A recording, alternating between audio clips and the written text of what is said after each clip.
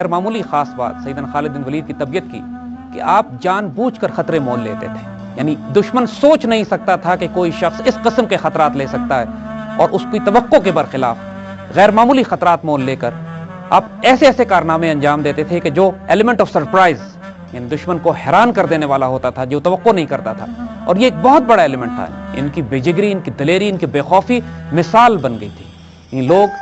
خالد بن ولید رضی اللہ تعالی عنہ کی مثالیں دیا کرتے تھے کہ اگر دیوانگی کے حد تک دلیری دیکھنی ہے تو سیف اللہ کو دیکھو. اس کی ہم چند مثالیں آگے دیں گے آپ کو. جنگ یرموک کا ایک موقع آتا ہے. جنگ یرموک کے ایک موقع پہ جب 60,000 غسانی عیسائی, ایک ان کا لشکر, ایک ان کا گروہ مسلمانوں کو تنگ کر رہا تھا, تو سیدنا خالد نے اس کا حل پیش کیا مسلمانوں کی وار کونسل میں. تمام بڑے بڑے صحابہ, اس میں ابو عبیدہ ابن جراح بھی تھے, اس میں سیدنا خالد بھی تھے, اس کے اندر زرار بن اسوار بھی تھے, تمام بڑے بڑے صحابی موجود تھے. اور سیدنا خالد اس میں سلوشن یہ دیتے ہیں کہ کل ان 60,000 کو ڈسٹرب کرنے کے لیے, ان کو پریشان کرنے کے لیے, ان کو شکست دینے کے لیے میں براہ راست ان پر حملہ کروں گا 30 مجاہدوں کے ساتھ. یعنی آپ صرف اب یہ نوٹ کیجئے اور وہ محفل دیکھیے جس محفل میں یہ بیٹھ کے بات کر رہے ہیں. ظاہراً یہ جنون لگے گا کہ 60,000 کے لشکر پہ آپ فرما رہے ہیں کہ میں 30 مجاہدوں کے ساتھ حملہ کروں گا. اور اب اگلوں کا جواب سنیے جو اس سے زیادہ حیران کن ہے. پوری وار کونسل بیٹھ کے فیصلہ کرتی ہے, خالد یہ پلاننگ آپ کی ٹھیک نہیں ہے. 30 آدمیوں کے ساتھ 60,000 پہ حملہ کرنا کوئی دانش مندی نہیں ہے, آپ 60 آدمی لے جائیں. آپ یقین کریں گے. اور اس کے بعد تاریخ نے دیکھا کہ خالد 59 مجاہدین کے ساتھ 60,000 کے لشکر پر ٹوٹ پڑتے ہیں اور ان کو ناخن چنے چبوا دیتے ہیں. یہ غیر معمولی, امپاسبل, ناممکنات میں سے دلیری جو دنیا کا کوئی جرنیل, کوئی ملٹری کمانڈر, کوئی اسٹریٹجسٹ, کوئی ٹیکٹیشین, کوئی وار پلانر اور اینالسٹ جو ان باتوں کو سوچ نہیں سکتا, خالد اس کو کر گزرے ہیں. فراز کی جنگ جو کہ عراق کی آخری جنگ تھی, عراق کیمپین کی آخری بڑی جنگوں میں شامل ہوتی تھی, یہ وہ جنگ تھی کہ جب ایرانی امپائر کی حدیں رومن امپائر سے مل رہی تھیں جس جگہ پہ جا کے, اور مسلمانوں کا تھریٹ جب کامن محسوس ہوا رومن اور پرشین امپائر کو, تو دونوں نے اپنی فوجیں اکٹھی کر دی. یہ پہلا موقع تھا فراز کی جنگ میں کہ رومن اور پرشین امپائر الائز بن کر, ایک دوسرے کے ساتھ الائز اور اتحادی بن کر مسلمانوں کے خلاف آئے. اور اللہ کے فضل سے سیدنا خالد نے ان دونوں کے کمبائنڈ لشکر کو ذبح کیا. اور ایک کمال کا کام جو اس کے بعد آپ نے کیا, یعنی یہاں پہ حضرت خالد بن ولید کی وہی بے خوف اور رسک ٹیکنگ اور دلیرانہ طبیعت کا پتہ لگتا ہے کہ اس جنگ سے فتح کے بعد جب مسلمان واپس ہیرا میں اپنے مرکز کی طرف آ رہے تھے تو حج کا موقع آ گیا. سیدنا خالد نے فیصلہ کیا کہ میں نے حج کرنا ہے. اب ظاہر ہے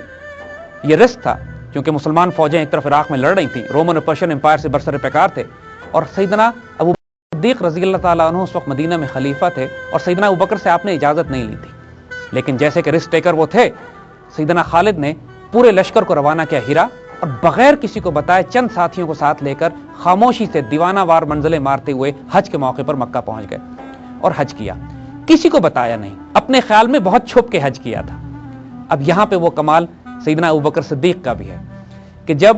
واپس حج کر کے یہ اپنے لشکر میں پہنچے ہیں تو لشکر کو پتہ نہیں چلا کہ خالد چند روز کے لیے غائب تھے. اتنی خاموشی سے گئے اور خاموشی سے آئے. لیکن جب اپنے لشکر میں پہنچے ہیں تو پیچھے سے ایک قاصد آتا ہے خلیفہ کا خط لے کر, اور اس خط میں بڑی پیار سے ایک ڈپٹ دی ہوئی تھی اور لکھا تھا آئندہ ایسا نہ کرنا, کہ خالد بن ولید جیسے شاہینوں کو قابو کرنا, ان کو سنبھالنا اور ان کو ہینڈل کرنا بھی کوئی آسان کام نہیں تھا. حضور صلی اللہ علیہ وآلہ وسلم بہت درگزر کا معاملہ آپ کے ساتھ فرماتے تھے, اس صلاحیت کی وجہ سے, اس تلوار کی تیزی کی وجہ سے,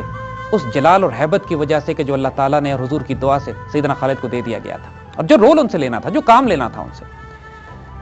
اسی طرح جب خالد بن ولید رضی اللہ تعالیٰ عنہ اس طرح کے بہت سارے کام ایسے کرتے تھے جس سے لوگوں کو بڑے اعتراض ہوتے تھے ان پہ, اور حضرت ابوبکر صدیق ہمیشہ لوگوں کی شکایتوں کو درگزر کر دیا کرتے تھے. بعض لوگوں نے شکایتیں بھی کی کہ سیدنا خالد کو معزول کر دیا جائے, تو سیدنا ابوبکر صدیق رضی اللہ تعالیٰ عنہ کا جواب اس پہ یہی تھا کہ جس تلوار کو اللہ تعالیٰ نے دین کو بلند کرنے کے لیے نیام سے باہر نکالا, میں اس کو نیام کے اندر نہیں ڈال سکتا. خالد کی بہت سارے ایسے جس کو ڈسپلنری معاملات کہتے ہیں رضی اللہ تعالیٰ عنہ کے معاف کیے جاتے تھے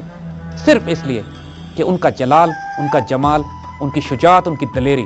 اور ان کا کانفیڈنس اس طرح کا تھا، اور جتنی بڑی مہم درکار تھی، دیکھیے جتنا بڑا مشن ہوتا ہے، جتنی بڑے مہم ہوتی ہے، جتنا بڑا چیلنج ہوتا ہے، اتنا ہی جنونی اور اتنا ہی دیوانہ کمانڈر بھی چاہیے ہوتا ہے۔ یہی وہ فرق ہے عام کمانڈر میں اور ایک عظیم کمانڈر میں، یہی فرق ہے کہ عام جرنیل میں اور خالد ابن ولید میں، کہ خالد ابن ولید نہ صرف طبیعتاً ایک عشق اور دیوانگی کی حد تک اللہ اور اس کے رسول سے پیار کرنے والے تھے، بلکہ ان کو غیر معمولی طور پر روحانی تائید حاصل تھی اللہ کے رسول صلی اللہ علیہ وسلم کی طرف سے، اور تیسرا وہ اس قدر دلیر اور پر اعتماد مجاہد تھے کہ وہ ذات کی جو ان کی خوبی اور خیر تھا، اس کو جب روحانی طور پر اور جنگی حکمت عملی کے لحاظ سے ان صلاحیتوں کے حساب سے وہ مدد مل گئی تمام، تو وہ پھر وہ سیف اللہ بنے، وہ خالد ابن ولید بنے جس نے تاریخ کا پانسا پلٹ کے رکھ دیا۔ عراق کی فتح کے بعد جب سیدنا ابوبکر صدیق کو خوشخبریاں پہنچی ہیں مدینے میں، تو آپ نے مدینے میں اعلان کروایا مدینے والوں کو کہ مبارک ہو، تمہارے شیر نے ایرانی شیروں کو زیر کر لیا، اور مائیں قیامت تک اب خالد جیسا بیٹا پیدا نہیں کر سکتی۔ یہ عراقی کیمپین کے بعد سیدنا ابوبکر صدیق نے سیدنا خالد کی خدمت میں جو پیارا تحفہ پیش کیا، اور حقیقت ہے کہ قیامت تک اب مائیں سیدنا خالد جیسا بیٹا پیدا نہیں کر سکتی۔ یہ وہ وقت تھا کہ جب حضرت ابوبکر صدیق نے ساتھ ساتھ شام کی طرف بھی مہمیں روانہ کر دی تھیں۔ ان دستوں کو حکم یہ تھا کہ صرف ریکنیسنس کریں، جا کے جاسوسی کریں، زیادہ آگے تک نہ جائیں، زیادہ حملے نہ کریں۔ لیکن جب حضرت خالد بن ولید رضی اللہ تعالیٰ عنہ کے کارناموں کی خبریں مسلمانوں کو پہنچنا شروع ہوئیں، تو قدرتی طور پر ان کمانڈروں کو بھی امید اور حوصلہ اور جوش چڑھا کہ ہم بھی شاید کوئی کارنامے انجام دیں۔ نتیجہ یہ ہوا کہ مسلمانوں کے وہ دستے جو شام میں گئے تھے وہ رومنز کے گھیرے میں آ گئے۔ شام اس وقت رومن بائزنٹائن امپائر کا صوبہ تھا۔ بائزنٹائن امپائر جس کا مرکز کانسٹنٹینوپل قسطنطنیہ تھا،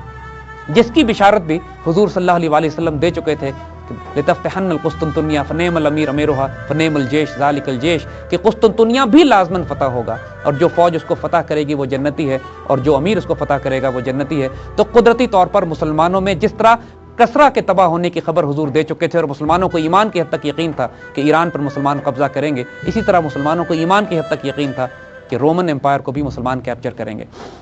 اور سیدنا ابوبکر صدیق نے اسی لیے دونوں طرف لشکر روانہ کیے تھے۔ خالد اس وقت عراق میں تھے،